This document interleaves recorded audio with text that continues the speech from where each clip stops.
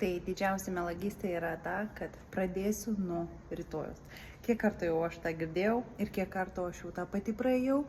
Žinot tą atvejį, tikrai žinot tą atvejį, kai persivalgai ir pasakai savo, pradėsiu nuo rytojus, o ateina rytojus ir prasideda žvaigždžių karai.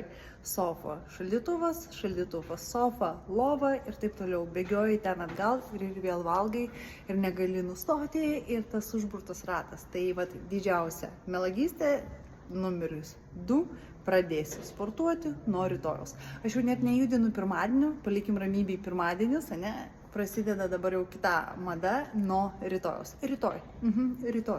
Ir vis nenuvažiuoja rytoj, paskui ir vėl rytoj, ir vėl rytoj. Ir tai va 2 pagrindiniai dalykai, kuriuos pastebėjau. Pradėsiu nuo rytojus sveikai maitintis ir nuo rytojus sportuoti. Ir rytojus taip niekaip ir neateina. Tai mano mėlyjei, pradėkim čia ir dabar, šiandien. Nelaukim rytojaus.